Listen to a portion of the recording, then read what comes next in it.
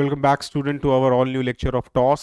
तो आज हम लोग देखने जा रहे हैं 2020 का क्वेश्चन जो ऑलरेडी पूछा हुआ है। ठीक है, उसका सारा ऑब्जेक्टिव देखेंगे, क्या क्या क्या हमारा से पूछा है एग्जाम में, और उसको बहुत डिटेल में हम लोग सॉल्व करेंगे। तो आपका टास्क पता है, सबसे पहले अगर वीडियोस क्लियरली आपके पास मिल पा रही है, वॉइस वगैरह अगर सब कुछ क्लियर है, जल्दी से कमेंट करके आप बताएंगे। Good evening Abhishek, is all okay और नॉट, जल्दी से कमेंट करके बताएंगे। चलिए, विवेक का आ गया, क्लियर है। लेट मी सी कितने बच्चे ऑनलाइन हैं अभी। ओके, चलो, गुड। Good evening Mahipal. तो आज हम लोग जो क्वेश्चन सॉल्व करेंगे 2020 में जो टॉस का एग्जाम हुआ था, उसमें जो क्वेश्चन पूछा था उसका सॉल्व करेंगे। 2021 का हमने सॉल्व कर लिया है। इसके बाद फिर हम लोग 2019 का भी सॉल्व करेंगे। आज 2020 का होगा, उसके बाद 2019। और आई गेस हाईवे का आपका लाइव जो हुआ था आपने उसको अटेंड किया होगा। ठीक है, चलो, शुभम का है, क्लियर है। चलिए वीडियो को स्टार्ट करते हैं और जल्दी से क्वेश्चन हम लोग सॉल्व करते हैं। चलिए, स्विच टू क्वेश्चन पार्ट। 2020 का पूछा हुआ क्वेश्चन हम लोग यहाँ पे सॉल्व कर रहे हैं। एज इट इज डिटेल में देखेंगे सॉल्यूशन के साथ कैसे कैसे हमारा सॉल्व होगा, क्या सारा कुछ। क्वेश्चन अगर आप देखेंगे तो 2020 का ये आपको ऑड है, जैसा कि आपको मालूम है 2020 का क्वेश्चन है ये। 2021 ऑलरेडी हम लोग सॉल्व कर रखे हैं। सब्जेक्ट कोड 1615501 है। सेमेस्टर फिफ्थ है हमारे पास। ठीक है, ये हमारा सेमेस्टर फिफ्थ है और हमारा सब्जेक्ट है theory of structure. Full marks 70 है, पास मार्क्स 28 है। और तो इसमें ऐसा कुछ लिखा हुआ है नहीं, जैसे हमारा डिजाइन ऑफ स्टील स्ट्रक्चर में लिखा हुआ होता है कि आपको स्टील कोड, स्टील टेबल या आईएस कोड जो है वो अलाउ है कि नहीं, ये सारा कुछ लिखा रहता है। यहाँ पे वैसा कुछ भी नहीं है क्योंकि थ्योरी ऑफ स्ट्रक्चर का है। तो चलिए जल्दी से स्विच करते हैं ग्रुप ए की तरफ और पहला क्वेश्चन देखते हैं हमारा क्या है। बहुत ही सिंपल सा है, लेट्स सी क्या है क्वेश्चन। तो ये था हमारा सबसे पहला क्वेश्चन जो आपके सामने दिख रहा है। I hope so question clearly visible होगा आप सभी लोगों को। क्वेश्चन में से पढ़ भी देता हूं। क्वेश्चन है कि modulus of rigidity is defined as. Question में कह रहा है कि मॉडुलस ऑफ रिजिडिटी जो होता है उसको हम डिफाइन करते हैं एज अ रेशियो ऑफ। पहला ऑप्शन है longitudinal stress to longitudinal strain, shear stress to shear strain, stress to volumetric strain, या फिर नन ऑफ द एबव। ये चार ऑप्शंस आपके पास हैं। Let me give you 10 second to answer. 10 second आपके पास है और आप फटाक से बताएंगे। योर टाइम से स्टार्ट नाउ। 10 सेकेंड में देखते हैं कितने लोग आंसर बता पाते हैं। 7, 6, 5, 4, 2 एंड 1। चलो जी, क्या आंसर है बताओ। पहला का आंसर बताओ। अभिषेक का आंसर है बी, उपाध्याय का आंसर बी, विवेक का आंसर बी। चलिए देखते हैं क्या होगा इसका आंसर। इसका आंसर बाबू मेरे बड़ा ही आसान है। इसका आंसर होगा B, that is shear stress upon shear strain. आपने पढ़ा है स्ट्रेंथ ऑफ मटेरियल में भी आपने पढ़ा है कि हमारा जो होता है elastic constant, Young's modulus, bulk modulus, modulus of rigidity and Poisson's ratio. तो आपने पढ़ा था वहां पे कि जो यंग्स मॉडुलस होता है it is a ratio of stress upon strain. Bulk modulus जो था it is a ratio of direct stress upon volumetric strain. और जो मेरा मॉडुलस ऑफ रिजिडिटी होता है जिसे हम जी से इंडिकेट करते हैं, या बहुत सारे बुक ने सी से भी इंडिकेट किया है, ये हमारा बेसिकली होता है it is a ratio of shear stress upon shear strain. मतलब किसी बॉडी में कितना शेयर स्ट्रेस आया, उसके वजह जो शेयर स्ट्रेन आया, उन दोनों को आपस में हम रेशियो कर देंगे तो उसी को कहते हैं मॉडुलस ऑफ रिजिडिटी। तो इसका आंसर होगा बी। तो पहला क्वेश्चन हमारा सॉल्व हो चुका है, बड़ा ही आसान था। Now switch to question number 2। Second question पे हम आते हैं और देखिए सेकंड क्वेश्चन क्या बोल रहा है। सेकंड क्वेश्चन बोल रहा है one of the assumption in the theory of bending of beam is. One of the assumption, theory of bending, bending stress topic में आपने पढ़ा होगा स्ट्रेंथ ऑफ मटेरियल में, वहां पे आपने पढ़ा है बेंडिंग, थ्योरी ऑफ बेंडिंग का अजम्पशंस आपने पढ़ा है। तो बोलता है कि उन अजम्पशंस में से कोई एक अजम्पशन यहां पे आपको दिख रहा होगा। पहला, material is homogeneous, material is isotropic, Young's modulus is same both in tension and compression, और ऑप्शन है all of the above। That means कि ये चारों ऑप्शंस में से कौन सा ऑप्शन हमारा सही है जो हमारा थ्योरी ऑफ अजम्पशन, ये थ्योरी ऑफ बेंडिंग के अजम्पशन को सेटिस्फाई कर रहा है। तो you have 10 second, let's see क्या आंसर देखने को हमको यहां पे मिलता है। 6, 5, 4, 3, 2, 1 टाइम्स अप। चलो जी बताओ क्या आंसर है इसका। बलराम का डी, महिपाल का डी, अमित का डी, अभिषेक का डी, विवेक का डी, सबका डी है। तो बिल्कुल सही जवाब है, इसका आंसर होगा D, that is all of the above. आपने बेसिकली पढ़ा है थ्योरी ऑफ, अच्छा हाँ, आपने बेसिकली पढ़ा है थ्योरी ऑफ बेंडिंग में, उसके अजम्पशंस में, कि सबसे पहला बहुत कॉमन सा अजम्पशन होता है material is homogeneous, material is isotropic. Homogeneous का मतलब मटेरियल की प्रॉपर्टी किसी भी पॉइंट पे चेक करेंगे तो सेम होगा। आइसोट्रोपिक मतलब मटेरियल की प्रॉपर्टी किसी भी पॉइंट, किसी भी डायरेक्शन में चेक करेंगे तो वो सेम होगा। उसके बाद हम लोगों ने देखा था कि जो मेरा यंग्स मॉडुलस की वैल्यू होगी वो सेम होनी चाहिए बेंडिंग में भी एज वेल एज कंप्रेशन में भी। तो दैट मीन्स कि इसका अजम्पशन हमारा सारा ही सही है इसका, इसलिए ऑप्शन होगा D, that is all of the above.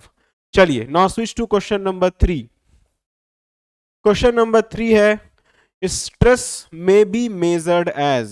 Stress को जो हम मेजर करते हैं वो कैसे मेजर करते हैं? Force per unit length, force per unit volume, force per unit area, या फिर none of the above. You have 10 second, let's see क्या आंसर देखने को मिलता है हमको।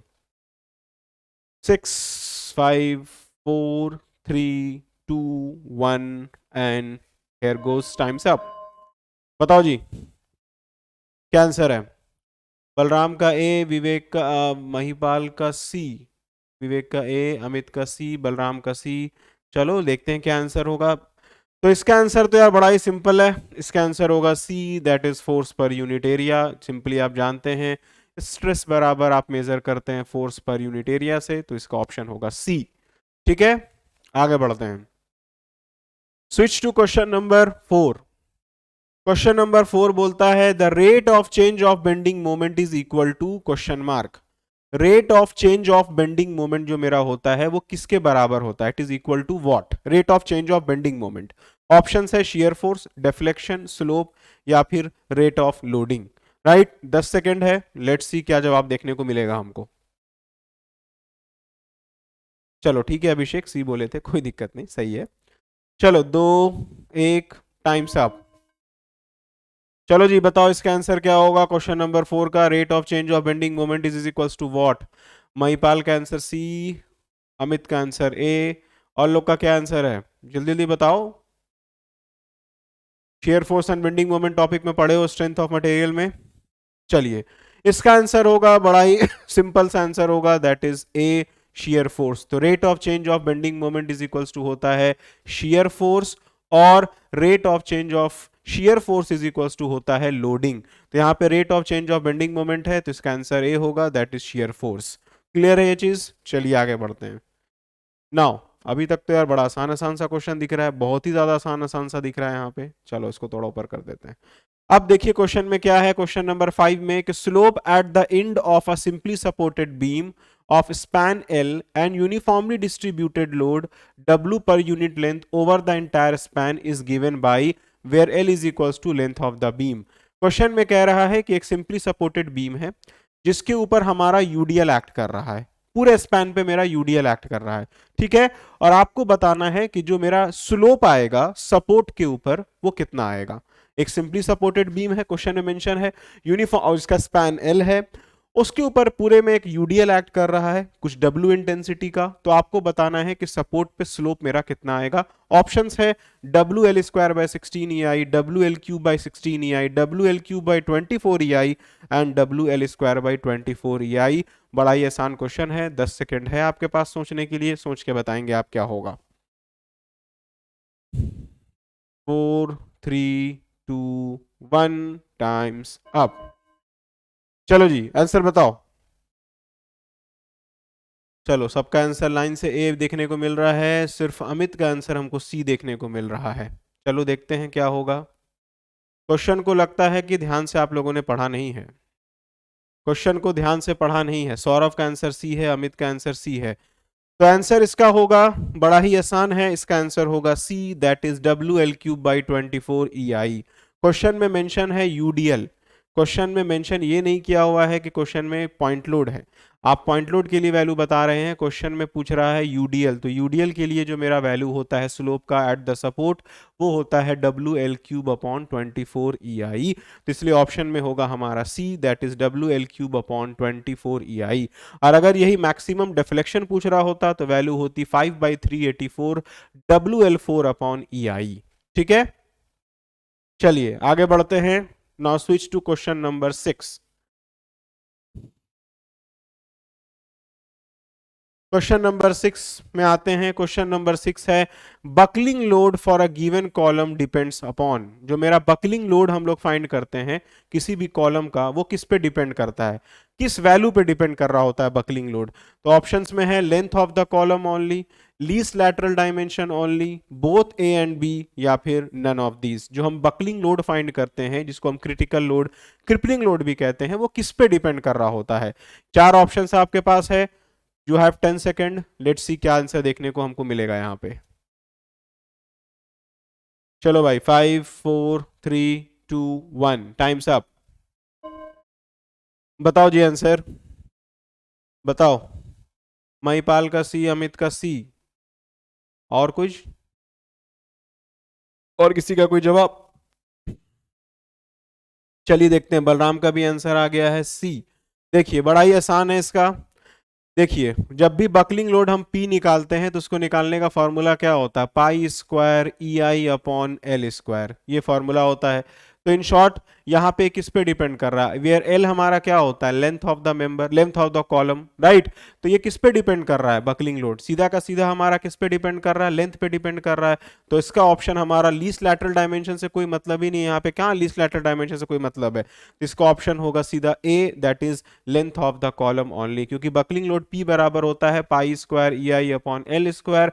एल हमारा लेंथ होता है, अगर आप इफेक्टिव लेंथ की बात करें तो वहां एल ई हो जाएगा। तो एल ई का स्क्वायर हमारे पास होता है और वो टोटली डिपेंड कर रहा होता है लेंथ पे, इसलिए इसका आंसर होगा A, that is length of column only. Now switch to question number 7। हाँ जी, ये क्वेश्चन नंबर 7 है। ये रहा क्वेश्चन नंबर 7। क्वेश्चन नंबर 7 है ये,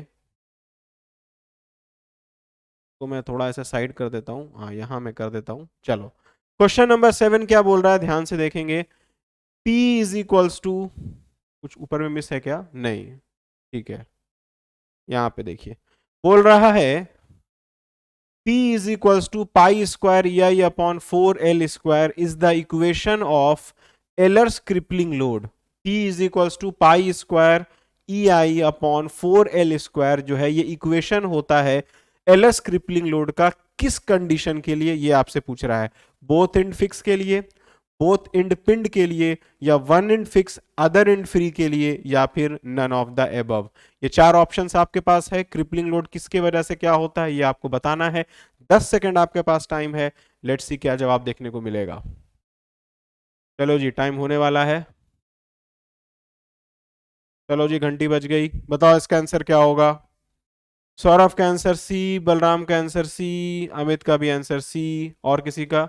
चलो सभी लोग का आंसर सी आ रहा है, और आंसर इसका होगा हमारा C, that is one end fix and other end free, right. अब इससे पूछेगा one end fix other end free के लिए क्यों मैं बता रहा हूं, देखिए सिंपल सा फॉर्मूला होता है क्रिटिकल लोड निकालने का, पाई square E I upon L square. ये मेरा जनरलाइज फॉर्मूला होता है, वेयर एल ई स्क्वायर, हमने यहाँ पे इफेक्टिव लेंथ का स्क्वायर करते हैं। अगर हमारा बोथ एंड फिक्स होता है किसी कॉलम में, अगर हमारा बोथ एंड फिक्स होता है, तो आप जानते हैं मेरा एल इफेक्टिव बराबर होगा एल बाई टू, ठीक है। अगर हमारा कोई कॉलम है जिसका बोथ एंड पिंड होता है, तो एल इफेक्टिव बराबर होता है एल। और अगर कोई कॉलम है जिसका वन एंड फिक्स होता है, अदर एंड फ्री होता है, तो एल इफेक्टिव बराबर होता है 2 टाइम्स एक्चुअल लेंथ। अब आप एक काम करिए, सारे कंडीशन को यहां पे सेटिस्फाई करके देखिए।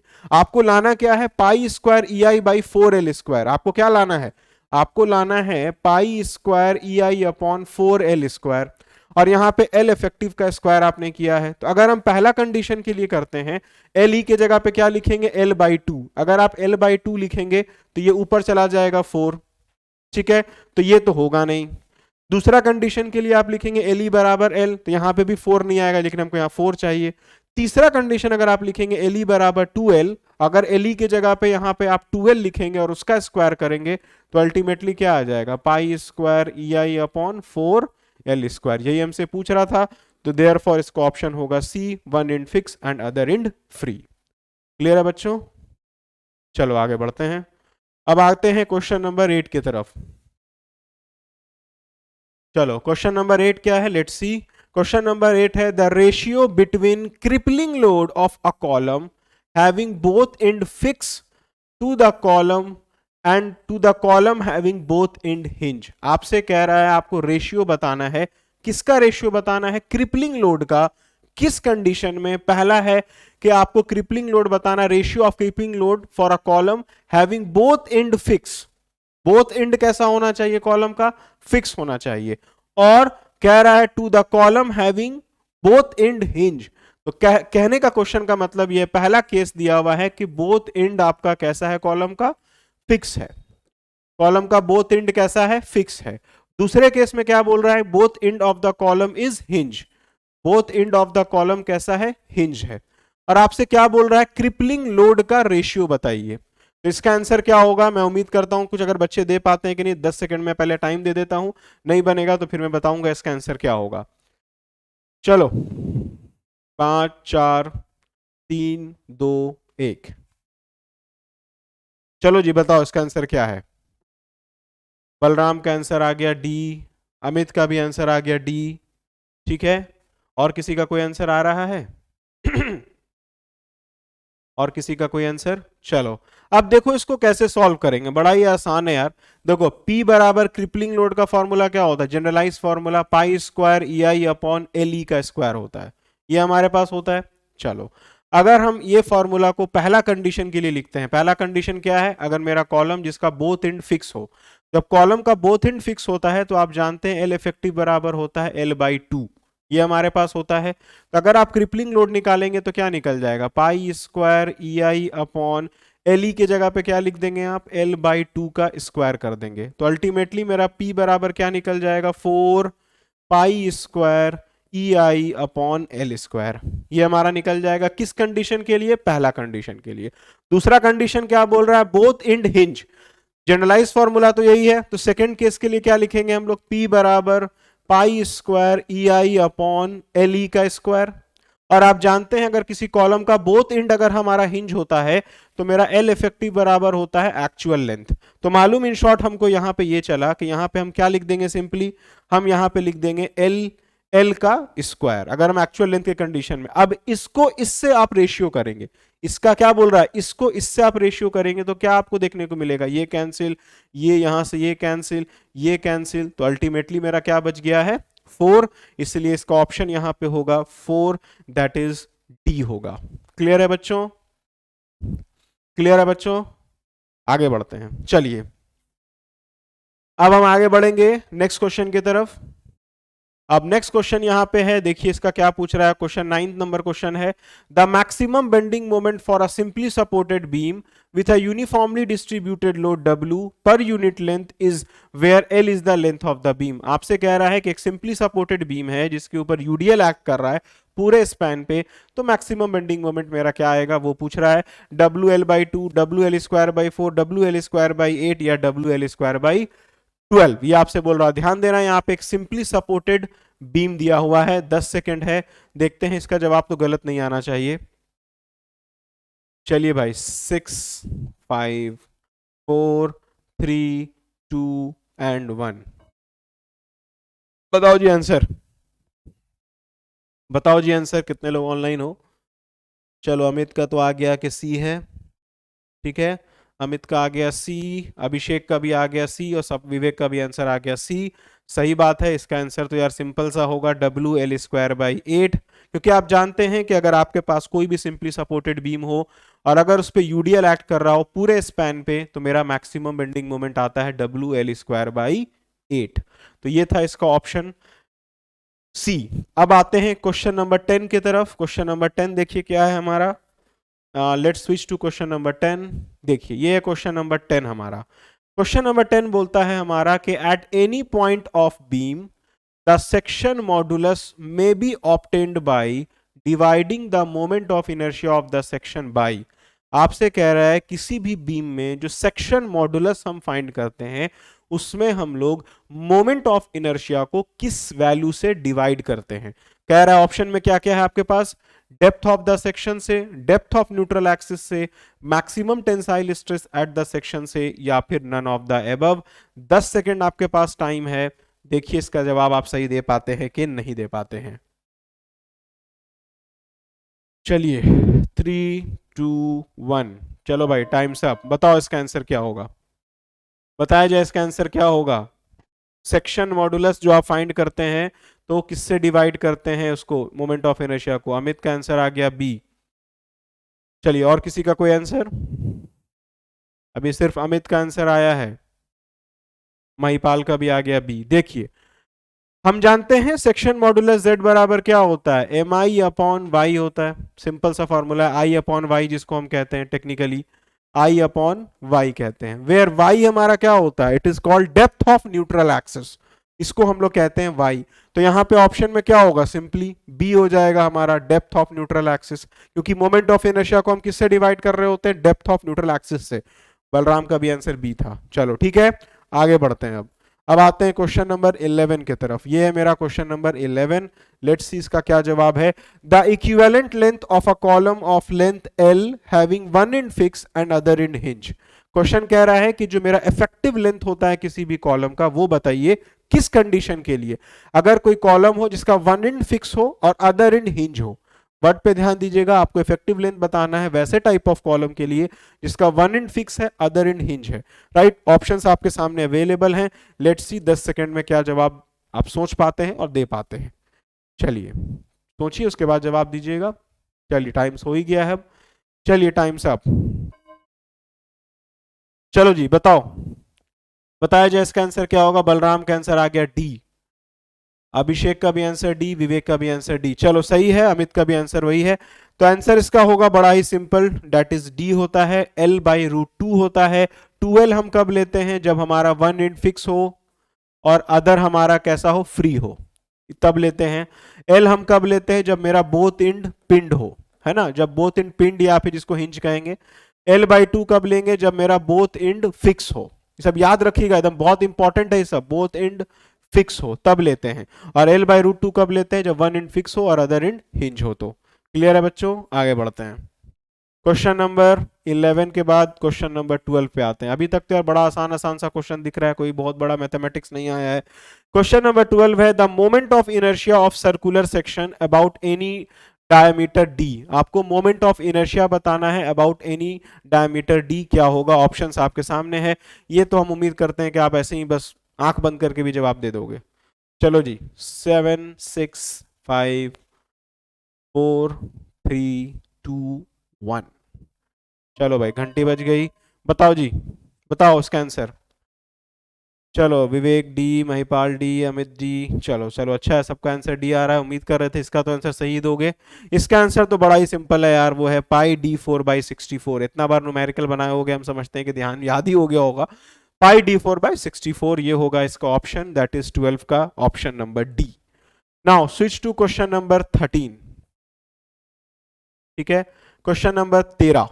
13 नंबर क्वेश्चन क्या बोलता है, the reaction at the support will be vertical to the plane of support only if the beam rest on. जो मेरा रिएक्शन होगा किसी भी सपोर्ट पे वो वर्टिकल होना चाहिए to the plane of support, जो मेरा सपोर्ट है उसके वर्टिकल होना चाहिए। किस कंडीशन में, वो आपसे पूछ रहा है, roller support, hinge support, fix support या फिर none of the above. 10 second है, देखते हैं इसका क्या जवाब देखने को हमको मिलेगा। 4 3 2 1 टाइम्स अप। चलो जी बताओ क्या आंसर है इसका। बलराम का आंसर ए, अभिषेक का आंसर सी, विवेक का आंसर ए। ठीक है, इसका आंसर यार बड़ा ही सिंपल है, इसका आंसर होगा सीधा सीधी A, that is roller support. क्योंकि यहां पे मेंशन किया है the reaction at the support will be vertical to the plane of support only. Vertical की सिर्फ बात कर रहा है इसलिए यहां पे रोलर होगा।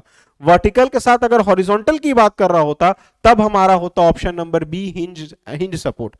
ठीक है, तो यहां पे मेंशन नहीं है, सिर्फ वर्टिकल सपोर्ट का लिए मेंशन था, तो वो हमारा होगा रोलर सपोर्ट, ना कि हिंज सपोर्ट। आगे बढ़ते हैं क्वेश्चन नंबर 14 की तरफ। क्वेश्चन नंबर 14 देखिए, ये है मेरा क्वेश्चन नंबर 14 जो बोलता है कि when equal and opposite force applied to a body tends to elongate it, the stress so produce is called. आपसे कह रहा है कि जब किसी बॉडी पे दो equal and opposite force act कर रहा हो और उस बॉडी को वो क्या कर रहा हो, इलोंगेट करा रहा हो, खिंचाव हो रहा हो अगर उस बॉडी में, तो बॉडी में जो स्ट्रेस आएगा वो कौन सा स्ट्रेस आएगा, वो आपसे पूछ रहा है।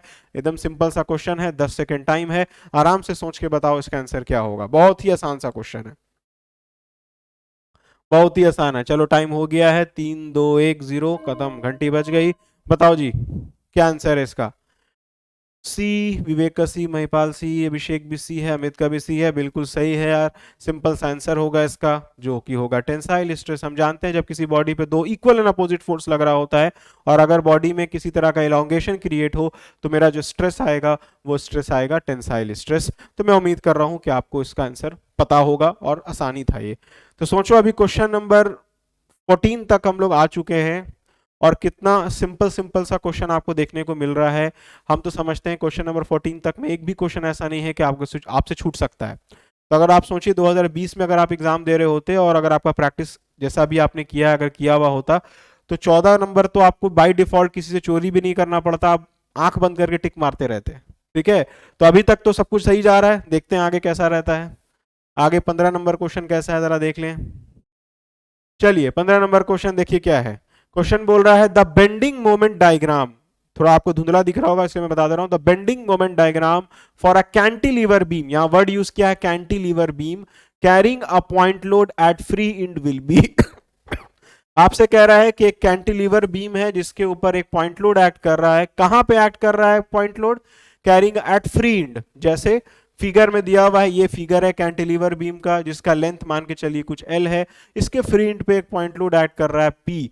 तो आपको बताना है कि इसका जो बेंडिंग मोमेंट डायग्राम बनेगा वो कैसा बनेगा।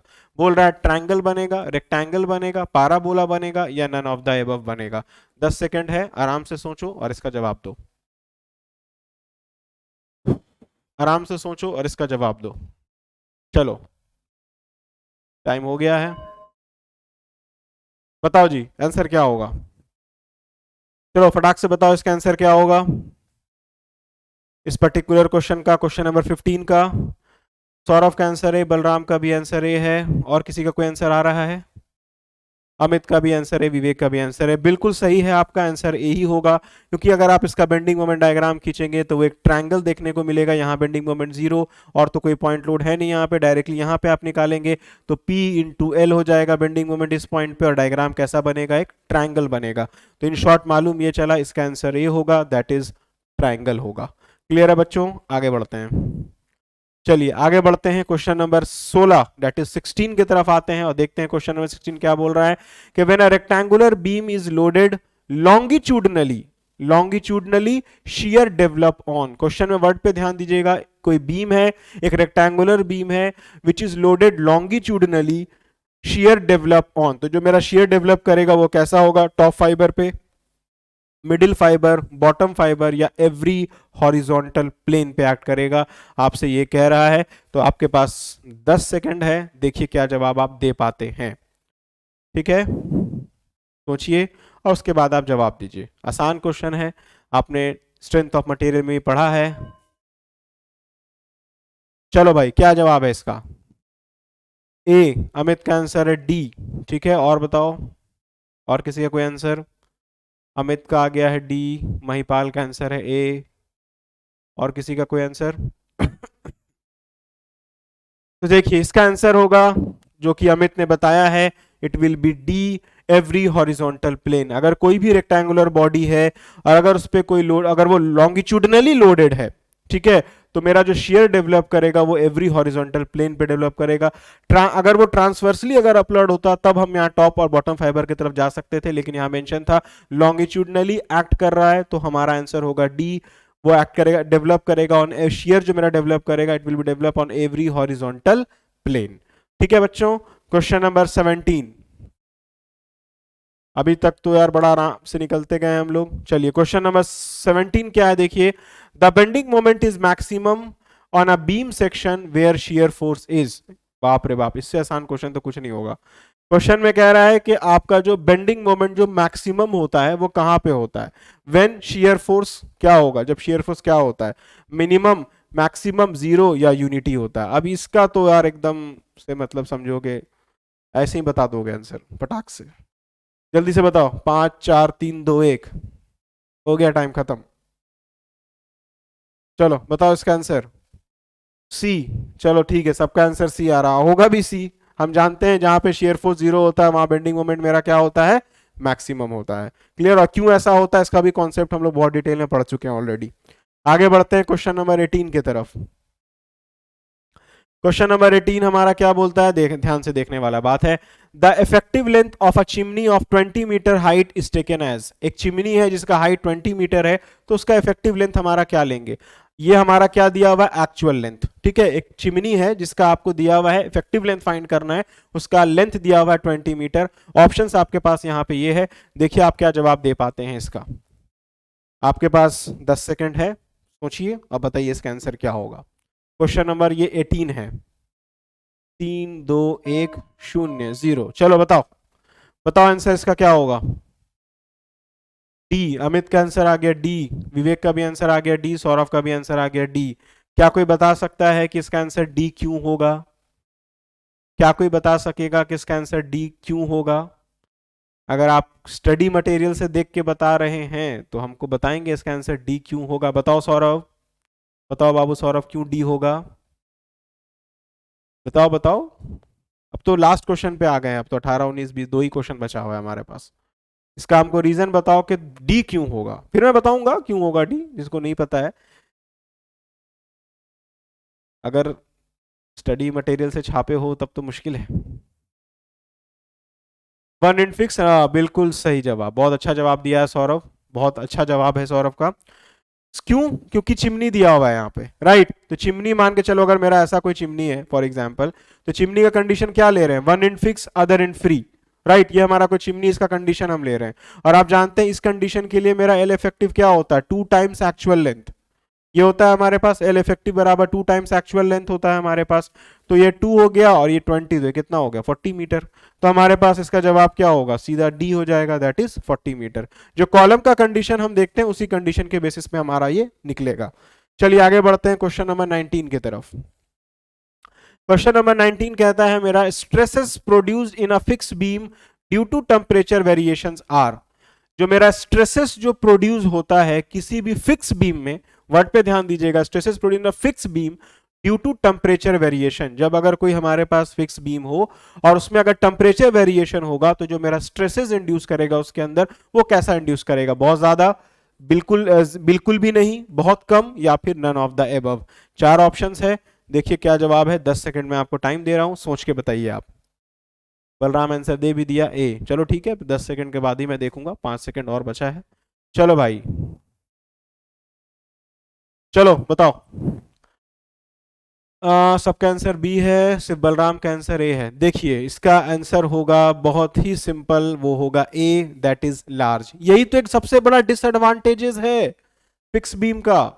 फिक्स बीम का सबसे बड़ा डिसएडवांटेज क्या, यही तो है कि आप दोनों एंड को बिल्कुल क्या कर दिए हैं, फिक्स कर दिए हैं। जैसे अगर मेरा कोई बीम है, इसके दोनों एंड को आपने बिल्कुल फिक्स कर दिया। अब अगर मान के चलो इसका टेम्परेचर बढ़ेगा, एक बात कहो, अगर इसका हम इसका टेम्परेचर अगर हमारा बढ़ाते हैं, इंक्रीज करते हैं, तो ये जो मेरा मेंबर है, ये मेंबर क्या करना चाहेगा, एक्सपैंड होना चाहेगा, है ना भाई, एक्सपैंड होना चाहेगा। और ये जो दोनों दीवार है मेरा, एक सपोर्ट को अगर हम दीवार समझें, ये दोनों दीवार क्या करेगा, उसको एक्सपैंड होने नहीं देगा, एकदम उसको क्या कर देगा, रिजिड कर देगा। तो जब एक्सपैंड नहीं होने देगा तो क्या होगा, उसी अमाउंट का, मतलब ये बॉडी इधर एक्सपैंड होना चाह रहा है और उसी तो ये बहुत एक्सेस अमाउंट का प्रेशर लगाएगा इस दीवार के ऊपर, राइट। जब एक्सेस अमाउंट का प्रेशर अप्लाई करेगा तो यहां पे दीवार भी क्या करेगा, इक्वल एंड अपोजिट अमाउंट का प्रेशर जो है वो अप्लाई करेगा ताकि उसको काउंटर कर सके। तो क्या आएगा, लार्ज नंबर ऑफ स्ट्रेस हमारा इंड्यूस करेगा, जो टेंसाइल स्ट्रेस के फॉर्म में आएगा, सॉरी कंप्रेसिव स्ट्रेस के फॉर्म में आएगा। सिमिलरली अगर इसका हम टेम्परेचर घटाते हैं, अगर इस मेंबर का टेम्परेचर हम क्या करते हैं, घटाते हैं, तो ये बॉडी क्या होगी, कॉन्ट्रैक्ट होगी। बॉडी जब कॉन्ट्रैक्ट होगी तो ये दोनों सपोर्ट क्या होगा, चाहेगा इसको कॉन्ट्रैक्ट नहीं होने देना।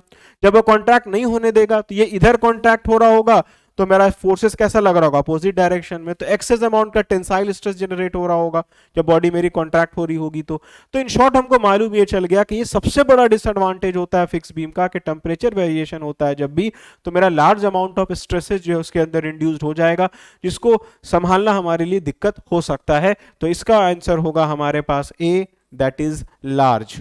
ठीक है, अब बढ़ते हैं लास्ट क्वेश्चन की तरफ, और लास्ट क्वेश्चन तो यार बड़ा आसान है। Carry over factor is equal to what? Carry over factor जो होता है मेरा, वो किसके बराबर होता है? फटाक से आंसर आ भी गया सौरभ का, टाइमर ऑन करने की जरूरत भी नहीं है क्योंकि पता है सबको आंसर क्या होगा। जल्दी बताओ, टाइमर ऑन नहीं कर रहे हैं हम। बताओ कैरी ओवर फैक्टर जो होता है वो किसके बराबर होता है? It is equal to what? Upadhyay का आंसर बी, बलराम का आंसर सी, और सही है यार, इसका आंसर होगा C, that is 1/2, half of होता है हमारा, तो मालूम ये चल गया, इसका आंसर होगा सी। तो 20 क्वेश्चन जो हम लोगों ने अभी सॉल्व किया, मैं नहीं समझता हूं कि 2020 का जो 20 क्वेश्चन है टॉस का वो आपसे छूटेगा। इससे सिंपल क्वेश्चन और नहीं पूछेगा आपको, हम समझते हैं टॉस में कि एकदम 20 का 20 क्वेश्चन एकदम डायरेक्ट आपसे समझिए बनेगा। कोई ज्यादा दिमाग लगाना नहीं है, कोई ज्यादा बुद्धि नहीं लगाना है, बस एकदम से आपसे बन जाएगा।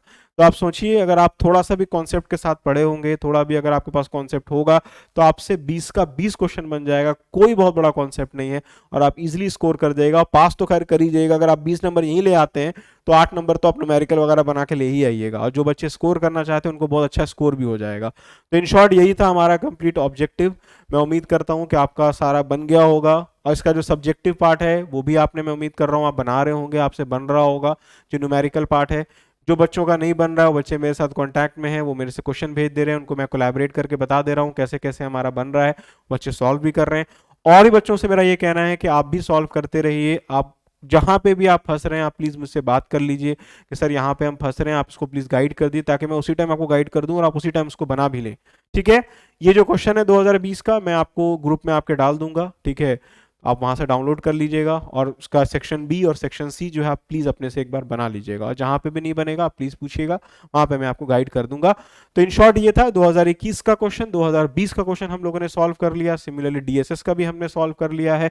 अब हम अगला सॉल्व करेंगे 2019 का। तो कल जो अब हमारा लाइव सेशन होगा मेरा, वो डीएसएस का होगा, 2019 का क्वेश्चन हम लोग सॉल्व करेंगे।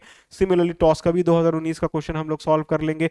और सबसे इंपॉर्टेंट बात मुझे ये करनी है आप लोगों से, जो बच्चे भी लाइव में हैं, अभी कोर्स में अभी हैं, कल आपका मोस्ट प्रोबेबली हाईवे का 2021 का स्पेशल और इरिगेशन का 2020 का साइमल्टेनियसली लाइव होगा। तो कल मैं समझता हूं कि आप लोगों का बहुत ज्यादा लाइव होने वाला है। रीजन क्या है? कल आपका बैक टू बैक 2 लाइव होगा। हाईवे का, जिसमें 2021 का स्पेशल का क्वेश्चन आपको सॉल्व कराया जाएगा, और उसी के कुछ इंटरवल के बाद, आफ्टर 10 to 15 मिनट्स के बाद नेक्स्ट लाइव होगा, जिसमें आपको इरिगेशन का 2020 का क्वेश्चन सॉल्व कराया जाएगा। और उसके बाद रात में तो एज इट इज मैं लूंगा ही, 2019 का क्वेश्चन मैं सॉल्व कराऊंगा। तो कल आप प्रिपेयर रहिएगा। इरिगेशन का और हाईवे का लाइव कितने बजे से होगा मैं आपको टाइम बता दूंगा, क्लास उसी हिसाब से आपका शेड्यूल हो जाएगा। तो प्लीज आप क्लास अटेंड करिएगा, क्लास एटलीस्ट मिस नहीं कीजिए जब भी हमारा इस टाइप का कोई प्रीवियस ईयर क्वेश्चन जब सॉल्व कराया जा रहा है, तो क्योंकि जो भी डाउट है आप उस टाइम पूछ सकते हैं। ठीक है? तो एक इन्फॉर्मेशन देना था कि कल प्लीज आप क्लास में रहेंगे। हाईवे का 2021 का स्पेशल और इरिगेशन का 2020 का क्वेश्चन जो है वो प्रीवियस ईयर का सॉल्व कराया जाएगा, उसको आप अच्छे से कर लेंगे। तो किसी को कुछ पूछना है तो वो पूछ सकता है, अगर कुछ नहीं पूछना है तो क्लास को हम ओवर करेंगे, क्योंकि अब एज सच में कुछ बताने को है ही नहीं। तो किसी को कुछ पूछना है तो दे कैन आस्क, और otherwise we will close the class then. ठीक है? क्लास को हम क्लोज करेंगे। किसी को कुछ पूछना है? नहीं? कुछ है तो जल्दी से कमेंट करके बताओ, और नहीं तो फिर क्लास ओवर करते हैं। चलो ठीक है, किसी को कुछ नहीं पूछा, चलो ठीक है फिर। Thank you so much, good night to all, be safe and stay at home. Thank you so much, good night.